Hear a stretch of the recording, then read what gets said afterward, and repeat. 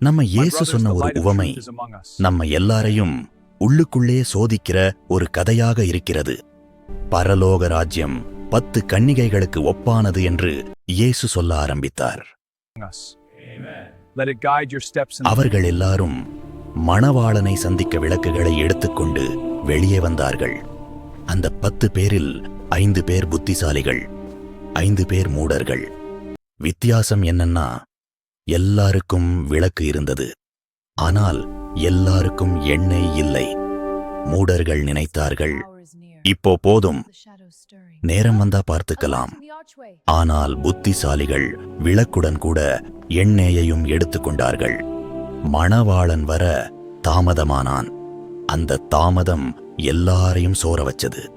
அவர்கள் எல்லாரும் உறங்கினார்கள். ஆமாம், புத்திசாலிகளும் உறங்கினார்கள், மூடர்களும் உறங்கினார்கள். உறக்கம் பிரச்சனை இல்லை, தயாராமைதான் பிரச்சனை. நள்ளிரவில் திடீர்னு ஒரு சத்தம், இதோ மணவாளன் வருகிறார். அந்த சத்தம் எல்லாரையும் எழுப்பியது. விளக்குகள் எரிந்தன, ஆனால் சில விளக்குகள் மங்க ஆரம்பித்தன. மூடர்கள் சொன்னார்கள், உங்களிடம் இருக்கும் எண்ணெயிலிருந்து எங்களுக்கு கொஞ்சம் கொடுங்க. புத்திசாலிகள் பதில் சொன்னார்கள், இது பகிர்ந்து கொள்ள முடியாதது, நீங்களே போய் வாங்கிக் கொள்ளுங்கள். விசுவாசம் பகிர முடியாது, தயார் மனசு கடன் வாங்க முடியாது. இயேசுவோடு உள்ள உறவு ஒவ்வொருவருக்கும் தனிப்பட்டது. அவர்கள் எண்ணெய் வாங்கப் போன நேரத்தில் மணவாளன் வந்தார். தயாராயிருந்தவர்கள் அவரோடு திருமண விருந்துக்குள் சென்றார்கள். வாசல் மூடப்பட்டது. பிறகு மூடர்கள் வந்து கதவை தட்டினார்கள்.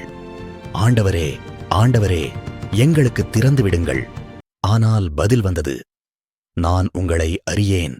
இயேசு சொன்னார், நீங்கள் நாளையும் நேரத்தையும் அறியாததால் எப்போதும் விழிப்பாயிருங்கள், எப்போதும் தயாராயிருங்கள். விளக்கு வெளிப்புற கிறிஸ்தவ வாழ்க்கை, எண்ணெய் உள்ளார்ந்த உறவு, மணவாளன் இயேசு. இன்று தயாராக இருக்கிறோமா? இல்ல நாளைக்கு தள்ளி வைக்கிறோமா? Preparation today decides eternity.